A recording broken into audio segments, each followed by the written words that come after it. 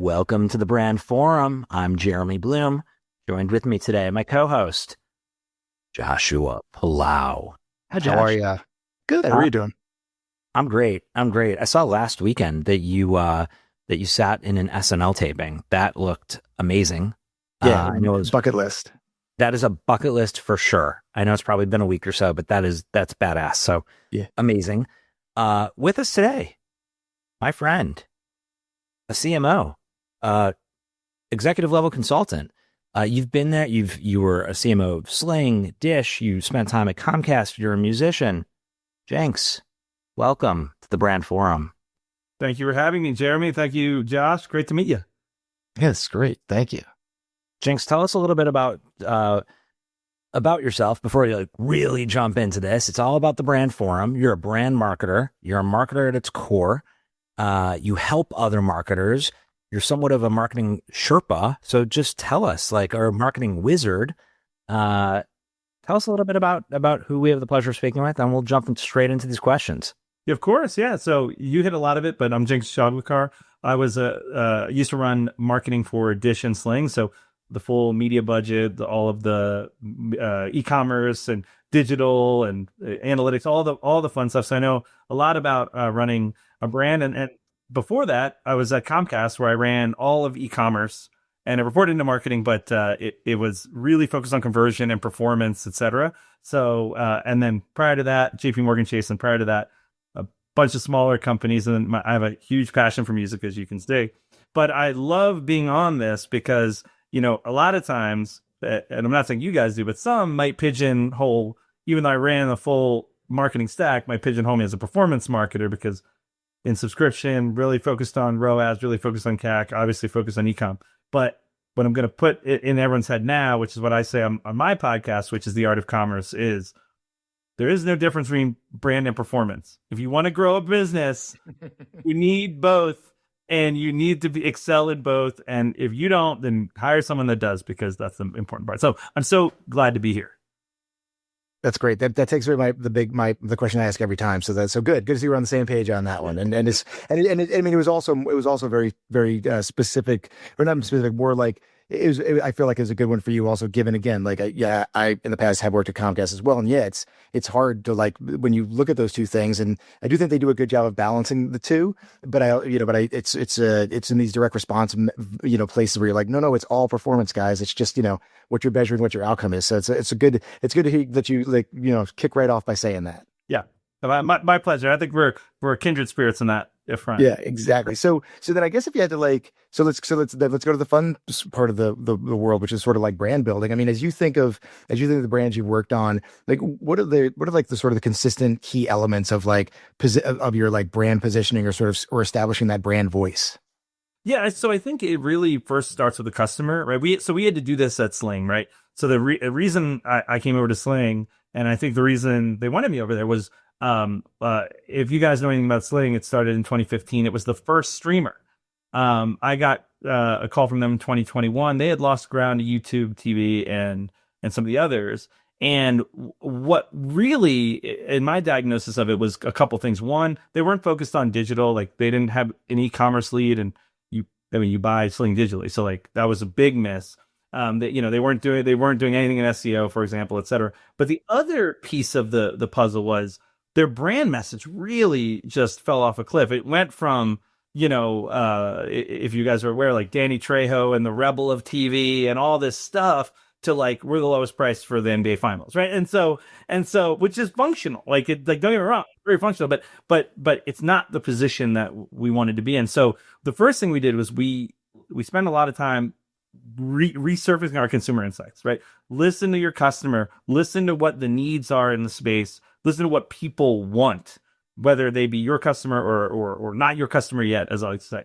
And so really that's where it started. And what we really wanted to unpack from a positioning perspective is what were the core needs of these folks? And what we found was it was a lot around a functional, right? It was, hey, I'm so confused by where to watch things. I don't really understand.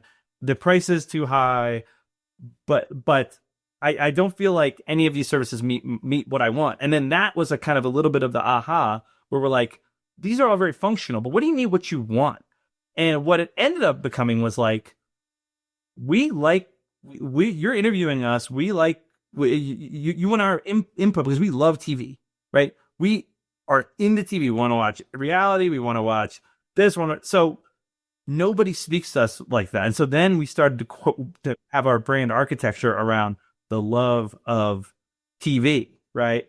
And that was the first iteration when I took over. And then we moved on to this other part of empowerment, because it really went from a position of like, we love you, we'll give you a hug, to now we'll give you a boost, right? And that was like sort of the evolution. So just in a summary of your question, I think it starts with listening to your customer, the customer need, and then really laddering from what are the functional aspects of what they want to a more higher order emotional resonance, and one that you can evolve with. And I think the love to empowerment really made sense. And so as I think about like those key elements, that's where I start. Yeah, that makes total sense. It's interesting because, I mean, when you think of the role TV plays in our lives, like we are passionate about the shows we watch, about the content we consume. I feel like we are equally as we have equal passion for our hatred of cable companies. And so, like, when you can tell that story of like like you were saying, the value, the way we're connecting you, the sort of the boost piece, I think it's hard, right? And I think the shift you guys made, having seen some of it at firsthand, like from pricing to product, is huge, because everybody seems to have the fastest, the most channels, all those things. So that being said, like, do you think there's, as you sort of like the nuance to the story, are there one or two things that you guys have done, either it's a campaign or just in this building of the story, that you were like, hey, like when we did this, like it was different than what we've been doing before, and it felt like marketing worked for once? Yeah, so I think the first, so there were two kind of inflection points for me. One was around the love campaign, and really we wanted to lean into humor, right? Like that's just been the brand. It's been the brand ethos. We moved away from it because there's nothing funny about the lowest price, but we wanted to get back to it, and so we started. We kicked off that campaign really with some really great creative, and it was all about bringing, like, imagine the girl is bringing the boyfriend to dinner with the parents, but it was a TV, right? And she's like, right. I've now found someone that understands me. And just the sheer feedback we got on that ad, and the interest and what it sparked, and the conversation, and then what we could extend it to, because then you're like, I love TV, I love basketball, I love this, I love this. I love, like, all of that was like, okay, we're on to something. And then the second inflection point, I think, was what you just said around, like, it's the positioning, but it's also the product. And so we launched, in my time there, we launched our FAST service, free ad supported TV, FAST, called FreeStream. And so the whole point of FreeStream is, one, it's an entry point in a la your Tubi and your Plutos, or it's a place to park yourself, quite frankly, when you're not in the subscription, right? I joined for the finals. I don't want to watch until college football. Okay, great. But before that new season happens, or whatever, stay on FreeStream. We have all this great content. And so that's what we leaned into with the iteration of the campaign, which was, Sling lets you do that. I want to watch this show and binge all the season, but then I want to cancel and still watch free TV. Oh, Sling lets you do that, right? Sling lets you do that. Sling lets you do that. And so that repetition and the conversation we got from that, and the awareness of FreeStream, and again, the lean into empowerment, I think we were like, okay, now we're starting to see this work. And the big takeaway that I always say, and it's not just brand, it's what we did on all facets, including how we built the team, was, when I joined Sling, we were losing like 200,000 subs a year. Last year, we gained about 40,000. So, when you look at the delta, that's a big swing and some momentum to build off of. And and the end result is kind of like, oh, what we're doing is working. And it's about positioning, product, execution, team, like all those things work. This week on Dishing with Divas, we've got a real treat. Joining us is Kelly Barrett, SVP of Product at Samba TV. I think we're all clear on the fact that cookies aren't coming off the menu anytime soon, but that doesn't mean we can ignore how consumer privacy, platform restrictions, and signal loss are changing how we find and reach audiences. Kelly, a lot of people hear cookieless and think future problem, but we've agreed it's a now problem, even as cookies linger. Why is it so critical for marketers to move early on cookieless targeting rather than wait for the final crumble? Yeah, all of your food mentions here are making me hungry, and it's making me hungry for areas where cookies don't exist. So we've had iOS for a while. That's not a now problem. That's a has been a problem. Same thing with CTV. It's where all the eyeballs are. We know that for a fact. Every night when we go home and we're eating in front of the TV, we're streaming as well. No cookies have ever been there to begin with. So these are areas where it's untapped if you're only looking at a cookie strategy. Thanks, Kelly, for helping us unpack why investing in cookieless targeting isn't just a backup plan. It's the smarter, more sustainable recipe for success in the evolving ad ecosystem. Is there a marketing hill that you'd be willing to die on, Jinx? A marketing hill that I'd be willing to die on. Knowing that you spent most of your career, the first half of your career, the first portion of your career out east. You moved to Denver. You worked at Sling, worked at Dish, and now here you are in the mountains. I was just thinking about it. Like, is there a hill or is there a mountain when it comes to marketing? Because I love talking to marketing leads like you and Josh. And so the question that I would ask on behalf of the audience, like if you had one marketing hill, one pinnacle component of marketing, what would it be? Oh, yeah. No, it's great. It's a great question. I don't even know. I don't even know if I have to die on it because I think it's so fundamental, but maybe I do. So I You don't have to die. You don't have to die. I take that back. We don't want this to be morbid. But anyway, I would say, and I say this to my teams because it's as instructive, but I also believe it is great advertising, great marketing, is great creative, great media, and then that pays off to a great sales experience. Digital retail just pays off to a great sales experience. If any one of those three legs of the stool falls, that is bad advertising. Like, done. Like, it could be the greatest creative on earth, right? Or the coolest media placement on earth, or a really cool website, whatever it is.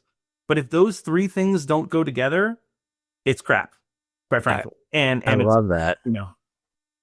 What are some brands, some of your favorite brands that are doing it right? It could be, you can go back 20 years ago. You can be talking about today. As a marketer, when you look at who's doing it right or who you are fascinated by, are there a couple different companies, a specific company? What excites you when you see that particular brand's commercials, ads? No, it's a great question. And thank you. All your questions are great. And it starts with Josh, but it also buys me time to think about the answer. But no, seriously. We're good at what we do. To me, I really love what Airbnb does. I love, again, because they have really compelling creative, and even their life cycle marketing, that emails, I think, are very compelling. They have their voice, they have compelling creative in all media. And then when you go to the site, they pay it off. So I'll give you the example of they've been leaning into the experiences component. That is a key part now of their site destination. It's not something hidden. It's not hey, we did this thing and it might be for a niche audience. It is there. It is front and center. And that's what they're talking about in their above the line. So I really like what Airbnb does on this. And I've even read articles around the CEO that we always aspire to be more, and I hate those terms, but I was going to use them because I got nothing better for you. But, brand, higher percent of brand than performance, right? And he's actually, as far as I've read, living what most of us preach, that we want that, rather than be 80 and 20 performance to brand, he's completely opposite. So I think they're super interesting. That I appreciate that you brought up Airbnb. It's the story behind them is absolutely fascinating, and just getting the feedback from customers and the feedback from users is how they've built their brand. To me, that is one of the most fundamental components. As someone who just loves reading about how a brand just goes from zero to a billion, multiple billions when we're talking about market cap.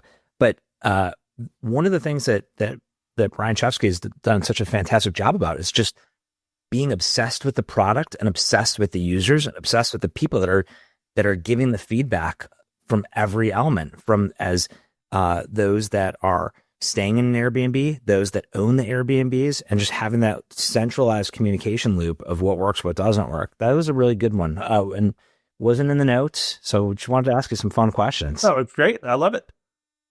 Yeah. So I have one fun question also in the spirit of like, I don't know if you're a sports person, so hopefully. Sure am. Oh, perfect. Good. Okay, good. But it's a.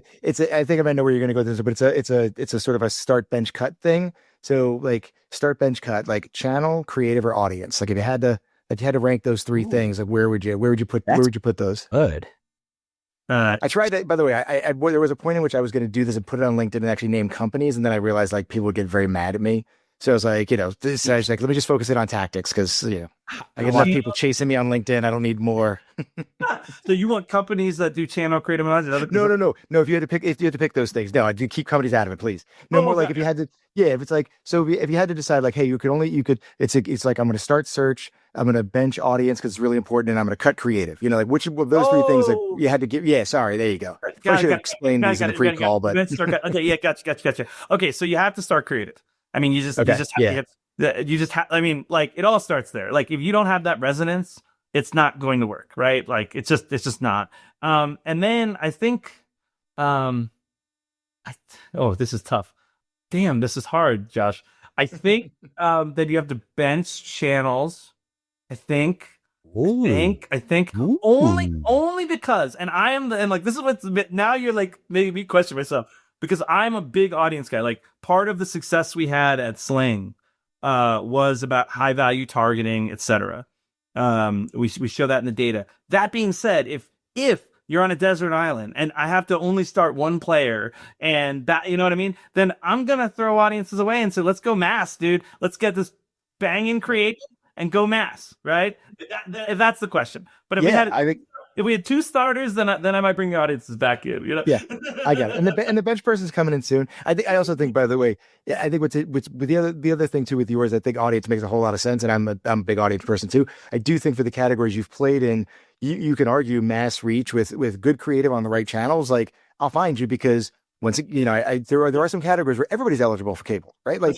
Everybody watches. I mean, not everybody, but make these broad statements. Everybody watches TV. So there's a difference between that and like, you've got someone who's, looking for a specific car, suffers from a specific, suffers from allergies. So it's interesting to figure out, like, to hear you talk through of like, here's how I could still achieve my marketing objective and cut something that I actually really think is useful. So great answer. Oh, well, I mean, that question is unbelievable. I got to steal that one. That took me a minute to figure it out because that was a smart question, but I got it. I think I got it. Awesome. Josh, what would yours be? We've got a couple minutes left. I want to make sure because I know that both of you have to head out. What would yours be? I think I'm going to start channel, then creative, and then audience cut. And again, I believe in audiences. I think they're important, but I mean that's I think where I feel like if I do those two well enough, I can get to what I'm looking for. Unless it's a really really niche category. Yeah. If you are super super niche in a pharma world, in a very high-end auto world, or like a crazy B2B where the segment is so small of like 5,000 people, I would agree with. I tend to agree. Creative to me is fundamentally the most important. I am team creative all day long. James, let's talk about a couple of personal things. Sure. Why do you love marketing? That's a great question, and I don't know if we've talked about this before, but I've said another pod. Oh yeah, that's true. Both we're brand new on the pod, but so just to give like a flashback. So my undergrad degree is in physics and music from the University of Pittsburgh, Hail to Pitt. But people always ask me, they're like, "Wait a minute, physics and music, and now you're marketing? I don't get it." And I'll like full disclosure, like. Steve Jobs said the dots connect themselves in hindsight. So like it took me a little bit of hindsight to realize this. But the reason I love marketing is because just those two elements. So physics is a discipline where if you know the trajectory you throw the ball, the force, the gravity, all that stuff, you'll know that when I throw a ball, it's going to land here, like 18 yards away with this trajectory and blah, blah, blah. Music and you put that on paper. Music, on the other hand, I call it like team collaboration. Like, especially for me, I studied jazz. Like, it was very much like you're there, you practice all this stuff, and then something went haywire, and you had to figure your way out of whatever quagmire you were in. And you usually did, and it was great. And you learned something in the journey, and it was amazing. It was improv. me and marketing is the same thing. Like all day we're like, okay, but what we did this test and it was like a 5% improvement in conversion, and we did this other test and awareness was lifted by 10%. Okay, we're throwing that ball. We're going to sell 1 million things. Then a gust of wind comes in, the externality of market forces, of competitors, of government, of whatever. And all of a sudden that ball that was going to land 18 yards away is now like in a tree somewhere. And if you don't have that improvisation, that team improvisation, which I always say, like, you can't rally the team, say, hey, yeah, we messed up, or yeah, we made the wrong assumption, but how do we fix it? Here's how we fix it. How do we deal with this externality? Like, I think you need both. And so I love marketing because it allows me to do both of those things. I love the jazz analogy that you threw into it, because when you think about it, for those listening, when you think through the visual, if you're listening to jazz, if you're at a jazz club, when you're watching all the different musicians just essentially jam out, but play off of one another, it's nonstop, just this magic chemistry that either works or doesn't work. And there's always going to be an audible. And that is exactly how you should be thinking about marketing. There's so many audibles. You don't know how the audience is going to react. You don't know, there's so many unknowns that real professional marketers realize that there's a lot of experimentation that takes place, a lot of science. And, I don't want to steal your thunder or your musical repertoire, but Jinx, we really appreciated this conversation. Thank you for joining the Brand Forum. Josh, any other parting words of wisdom? This was great. This is great. I really appreciate it, Jinx. Yeah. Great to be here, guys. Thanks so much for having me. Appreciate you. Awesome. Thanks, Jinx. Thanks, everybody. Thanks for listening. Thanks. Catch you on the next episode.